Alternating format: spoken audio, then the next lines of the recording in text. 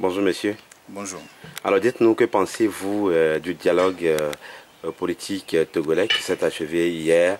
Il n'y a pas eu de consensus, l'opposition qui a claqué la porte parce qu'ils exigeaient que les points sur la limitation de mandat et puis une élection à deux tours soient vraiment discutés, soient acceptés, mais le parti au pouvoir et le gouvernement ont refusé et ils ont claqué la porte, l'opposition. Alors que pensez-vous vraiment de ce dialogue-là? Merci. D'abord, je voudrais dire que ça fait pitié.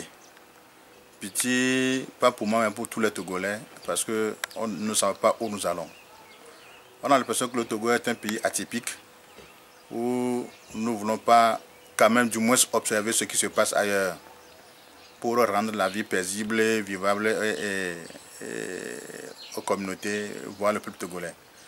Si le dialogue a échoué, c'est parce que, d'ailleurs, nous le savions d'avance qu'il n'y aura jamais de consensus sur, en ce qui concerne l'alternance, la limitation de mandats, le nombre de les élections à deux tours. On savait que sur ce point, le parti au pouvoir ne va pas accepter, parce que ça les arrange et ça leur permet de s'éterniser au pouvoir. C'est malheureux. C'est malheureux pour nous, les Togolais. S'il faut aller de dialogue à dialogue, on a l'impression que ceux-là qui nous dirigent ne sont pas conscients, ne pensent pas à la population et ne pensent qu'à eux-mêmes. C'est vraiment malheureux. Alors, qu'est-ce que vous avez espéré de ce dialogue en tant que Togolais? Non, mais en tant que Togolais, il faut quand même se dire que d'abord la vie que vivent les Togolais, c'est pénible. C'est pénible.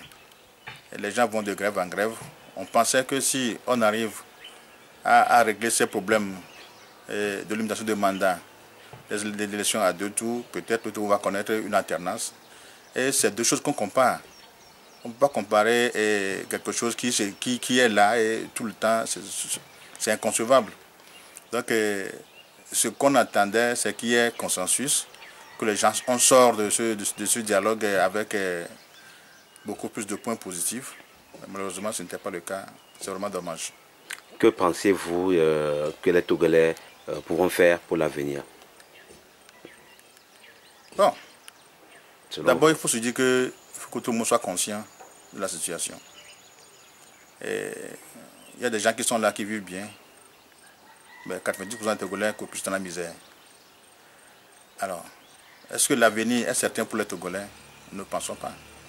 Mais ce que nous pensons, l'avenir peut être serein pour les Togolais si, au sortir de ce dialogue, les points ont été quand même positifs.